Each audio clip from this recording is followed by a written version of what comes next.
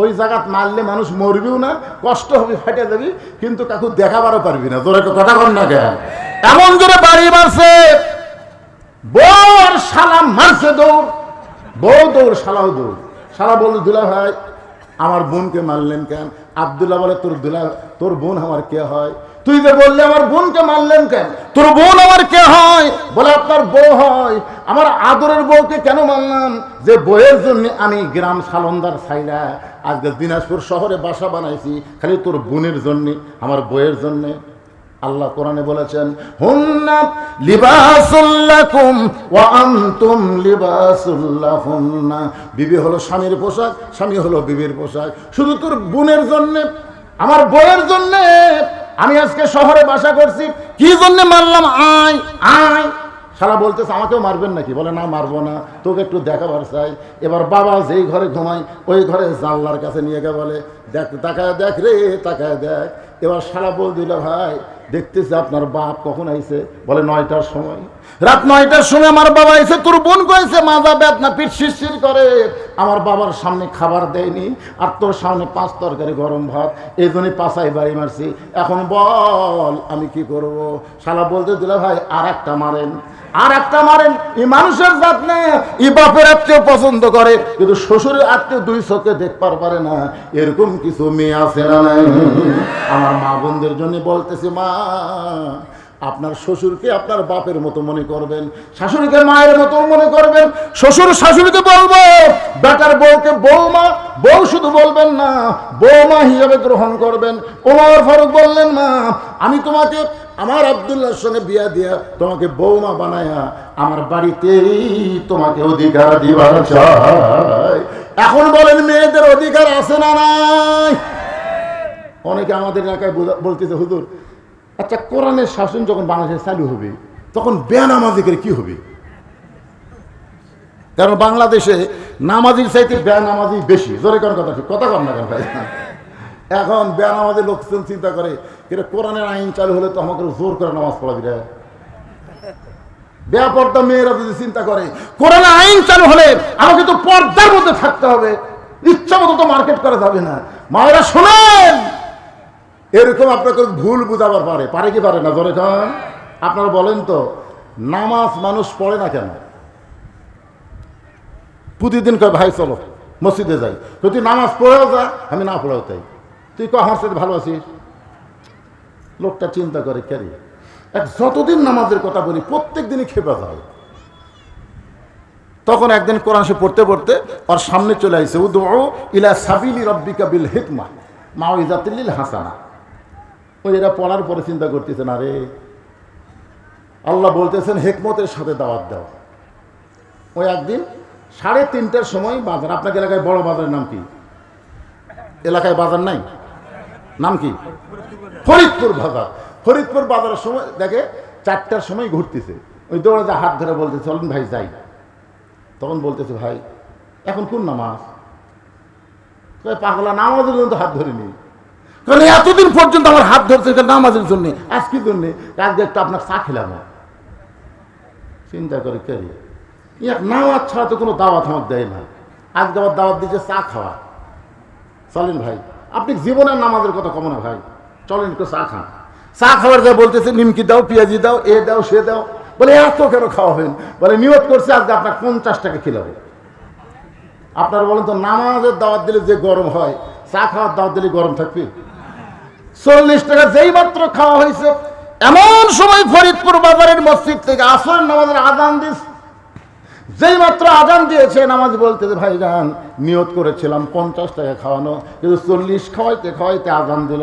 আপনি খালি একটু বসে থাকেন, খালি একটু বসে থাকেন, আমি নামাজ পড়ে আবার আসা আপনার 10 টাকা খিলাম।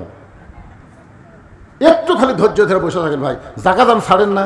এই কথা বলে নামাজ যখন যাবার চাই, বেনামাজি খপ করে হাত ধরে বলতে দেখে, ভাই আপনি একলা যাবেন, আমাকে করবেন না। এতদিন তো বলছি, পাগলা এতদিন খালি খালি বলছেন, আজকে আমার পিছনে 40 টাকা খরচ করছেন, তাহলে কয়ে দেখেন তার মানুষ না। আর আল্লাহর জন্য না হোক, আপনার জন্য আমি এক ওয়াক্ত নামাজ পড়া পারবো না? আমার মধ্যে কি মানবতা নাই? তখন মনে মনে হয়, আল্লাহ রে আজকে মনে হয় কাজ হবে। চলেন ভাই, মসজিদের কাছে গিয়ে বলতে, ভাইজান এতদিন খালি নামাজের কথা বলতে আপনি যে গরম হন, আজকে নামাজের কথা বলার আগে আর একটা কথা বলে, আবার কি বলে, অজু করা লাগবে।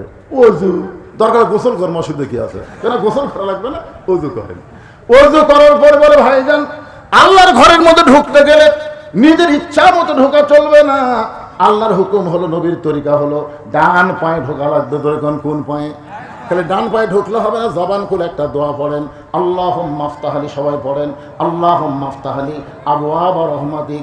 এই দোয়াটা পড়ে ডান পায়ে যখন মসজিদের মধ্যে বেনামাজি ঢুকছে, সঙ্গে সঙ্গে নামাজি সামনে কাতারে গিয়ে আল্লাহ বলতেছে, আল্লাহ আমার দায়িত্ব ছিল দাওয়াত দেওয়া, আর তোমার দায়িত্ব হলো হেদায়েত দেওয়া। আপনার বলেন তো, দাওয়াত দেওয়ার দায়িত্ব কার? মানুষের। দাওয়াত আল্লাহর না, দাওয়াত দেওয়ার দায়িত্ব আমাদের। দাওয়াত দেওয়ার দায়িত্ব কার? মানুষের। আর হেদায়েত দেওয়ার দায়িত্ব আল্লাহ। তো এখন বলতেছে, আল্লাহ আমার কাম শেষ, কারণ তুমি বলেছো দাওয়াত দাও। আমি আগে দাওয়াত দিতাম, খালি খালি কাম হতো না, আজকে 40 টাকা খরচ করার কারণে কাম হচ্ছে, মসজিদের মধ্যে ঢুকছে আল্লাহ। এখন আমার কাম হলো দাওয়াত দিয়ে মসজিদে আনছি, তোমার কাম হলো হেদায়েত দেওয়া। তুমি যদি হেদায়েত দাও তাহলে আজ থেকে নামাজ ধরবি, আর না যদি দাও আমার দায়িত্ব শেষ। তুমি আমার কর পারবে না যে আমি দাওয়াত দিইনি, আমি কিন্তু দাওয়াত দিছি।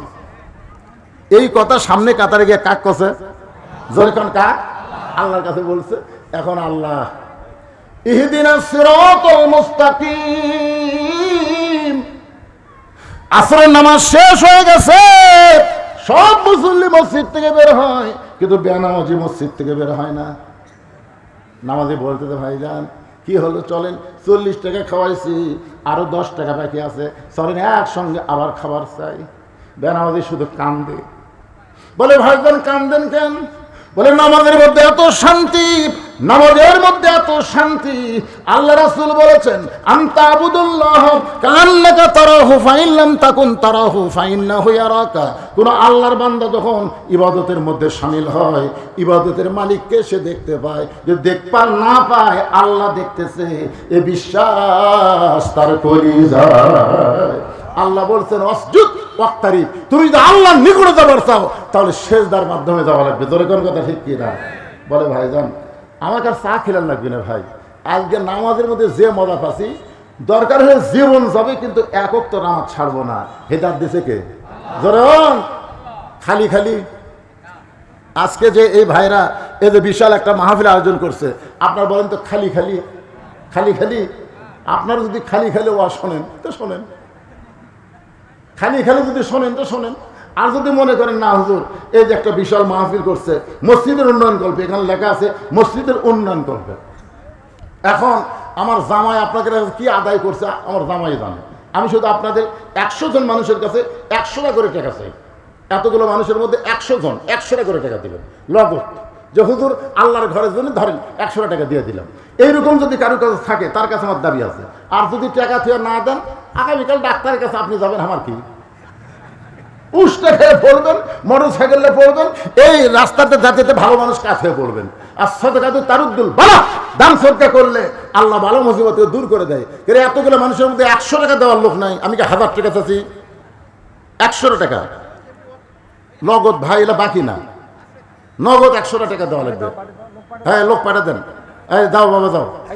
100 জন লোকের কাছে যাচ্ছে, 100 জন লোক, একজন নড়াচড়া করবে না। যারা দিবেন তাদের কাছে মাহফিল কমিটির ছেলেরা যাচ্ছে, দেখেন ওই দেখ এদিকে কেউ নাই। 100 টাকা 100 টাকা আল্লাহর ঘরে দিবেন, আল্লাহর ঘরে দিবেন 100 টাকা, মাত্র 100 টাকা চাইছি আল্লাহর হস্তে। আমি ওই 1000 2000 5000 10,000 চাচ্ছি না, কেন এগুলো চাওয়া শেষ, বারবার চাওয়ার দরকার নেই আপনাকে। জি না, উঠবে কেন? ওঠেন না, দু একটা উঠলে কি করবেন? শোনেন ভাইজান, ধানের মধ্যে অনেক চিটা পাতান থাকে, থাকে না? দেখতে কিন্তু একই লাগে, কিন্তু যখন বাতাস দেয়, আপনার বলেন তো বাতাস দিলে কে ওড়ে? ধান ওড়ে না পাতান ওড়ে? তো এখন পাতান মার্কা কিছু লোক, এটা একটা বাতাসের মতন লাগতেছে, কে রে ও আজ তো ভালোই করতেছে, হঠাৎ টেক আছে লোকের। হ্যাঁ, আপনি যে খালি খালি শুনতেছেন না, তারপর মানে দেখেন টেকা দেখেন ব্যাগ ভরে যাচ্ছে, দেন দেন।